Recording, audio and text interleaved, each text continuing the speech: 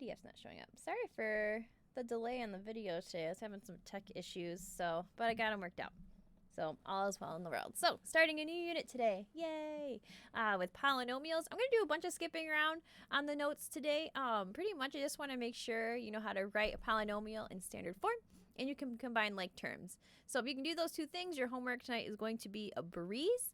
It is in Delta Math. So I'm actually gonna just skip this entire first page and go to the second page. So writing it in standard form means that we write something with the highest power exponent down to like the lowest power or a constant. So if we look at this example, if I want to write it in standard form, I got to find the term that has the variable with the highest exponent. So in this case, 5x cubed is the highest. So I'm going to write that first. 3x squared. Squared is the second highest, so that's going to be written second. X is technically to the first, so that's going to get written third. And then 7 is just a constant, so that's going to get written fourth. So if I'm going to write this in standard form, it's going to look like 5x cubed plus 3x squared minus 8x plus 7. So notice when I'm writing it, I'm not changing the value of anything, and the sign comes along for the journey. So what I mean by that is here it was minus 8x, so it needed to stay minus 8x. So make sure you're keeping that sign with it. Okay, so let's try another. And you also, before I scooch forward, you don't have to write the first, second, third, fourth. That's just for our notes today. So when you're doing your homework, don't feel like you have to do that. Okay. Oh, my computer froze. Yay, technology issues. Good times. All right. So here, again, we're looking for the term with the highest exponent. That's going to be 9x to the fourth.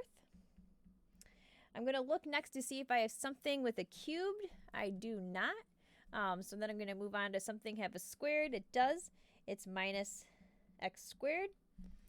The next lowest would be 2x.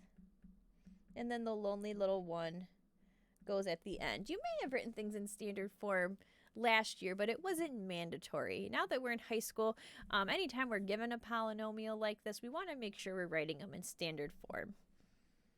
It's just going to make your life easier as we get into some more complicated math. All right, one more.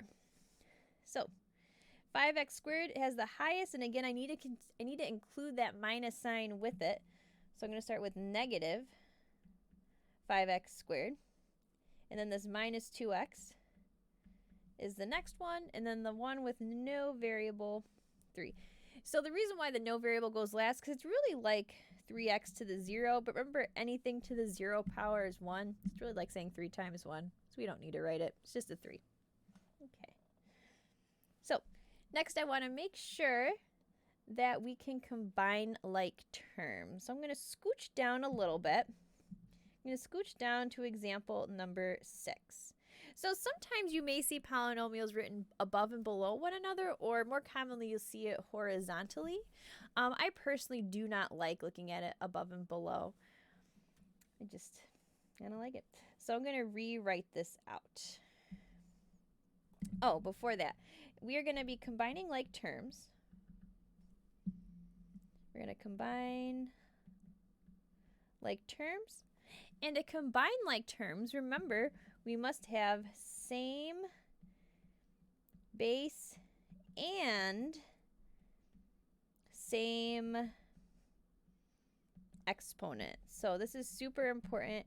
Make sure you write that down. In order to combine like terms, it has to have the same base, which means the same letter, and it must have the same matching exponent. So be very careful.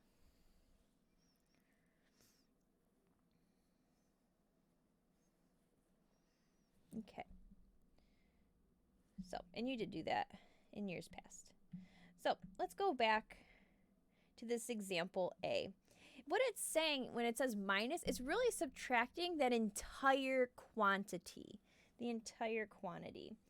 So they really would have been nice to have some parentheses here. It's implied when it's written vertically, but they won't write it, and that's why I like to rewrite it horizontally. So let's rewrite this as 6x squared plus 5x plus 3 minus 2x squared minus 4x plus 7. And the reason they're implied is because it's saying I'm taking 6x squared minus 2x squared. I'm taking 5x and subtracting negative 4x. I'm taking 3 and I'm subtracting 7. So looking at it horizontally is a little bit nicer. Once I have those parentheses down, I'm going to distribute that negative, which is really like a negative 1, to each of these pieces.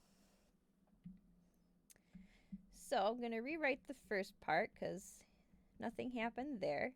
And then I'm going to say minus 2x squared plus 4x minus 7. So that's changing all of our signs. And then we're going to combine our like terms, which there's a couple ways you can do it. You can choose to just look at it and do it in your head, or you can regroup them so that the same variables and exponents are next to each other. It's a little bit helpful if you do that, or we can just use some color coding and highlighting to do that as well. It's really, personal preference. So 6x squared, I'm going to move them so they're next to each other. It needs to be next to minus 2x squared. So 6x squared minus 2x squared. And notice when I'm highlighting, I am including the negative sign with it. Oh, we got a few more viewers. Do we? Oh, I see Mackenzie on there. Hi, Mackenzie. Next. Oh, I don't want to use that color. Let's use blue. The 5x can be combined with the 4x. So I'm going to write those down next to each other. I'll even match the color. How about that? So plus 5x plus 4x. And then lastly, oops, that's not a highlighter. Ha ha ha. The constants, the 3 and the minus 7, can go next to each other. So when we're all done, 6x squared minus 2x squared would be 4x squared. So we change our coefficient, but our variable and exponent stay the same. Then we have 5x plus 4x is 9x. And then 3 minus 7 is going to be negative 4, so minus 4. So there's our final answer. So again, it's not very common that you're going to get one that's written vertically, but if you do, I would really recommend rewriting it. Otherwise, you're probably going to get the wrong answer, and then your heart will be sad. So, how are we doing? Let's check out example B. And if I need to slow down, just let me know. So example B is more like one that you're going to get. So we see they already have the parentheses set up. Cool. They have the minus sign, which is really like minus 1. So we're going to distribute that to each term. Now there's nothing in front of the first set of parentheses, so that can just get written down. So 4x squared minus 2x plus 7. Minus is going to be plus 2x squared minus x plus 3. So all those signs are changing. And then we can rewrite stuff so that the like terms are next to each other. So 4x squared and 2x squared can go next to each other. Making sure we're keeping those signs the same. Oops, wrong color. Oops. Wow, my struggle is real. There we go. Then we have minus 2x minus x. And then, man, I keep doing that. The button's right next to each other. Plus 7 and plus 3. All right. So when the dust settles, 4x squared plus 2x squared is going to give me 6x squared. Now this middle one's a little sneaky. It's negative 2x and minus x. There's really a little hidden 1 there, but we don't write it because mathematicians, we be lazy. So it's going to be minus 3x. And then plus 3 plus 7 is plus 10. So there you have it. And notice again that my answer is always in that standard form. Highest exponent to lowest exponent, which really is a constant because there's no exponent there. Okay. Couple more, then we'll call it a day. So If we look at example 7, all it wants us to do is combine like terms. There's no parentheses, so I'm really just going to regroup some stuff, so that's nice. So 6x squared can be rewritten next to minus x squared. And again, some of you might be able to do this in less steps than I'm writing, and that's totally fine. It's up to you. My pen froze. Whee! Good times. My computer's probably just like, why are you using me so much these past 8 weeks? Can you believe it's been 8 weeks? It's wild. There we go. All right, now we're cruising. Then we have plus 2x plus 4x.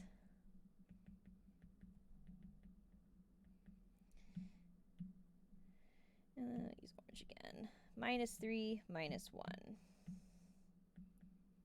And I really recommend color coordinating. 1, it just looks pretty. But 2, I really find like it helps organize your thoughts. So you're just focusing on one color at a time. So I really recommend color coordinating when you're doing these. All right, 6x squared minus x squared. Remember, that's like a minus 1. We can sneak that in there. So we really have 5x squared. 2x plus 4x is going to give us 6x. And then minus 3 minus 1, we get minus 4. And again, answer is written in standard form. Always, always. So now you always want to put it in standard form. All right, one more. So this one does have subtracting a quantity. So when we see this subtracting a quantity, we're going to insert our minus 1.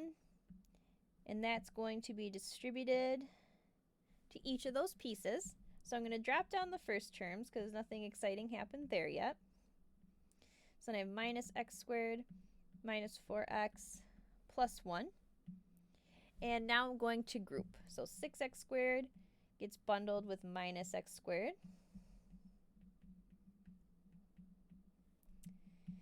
And then we have 2x minus 4x.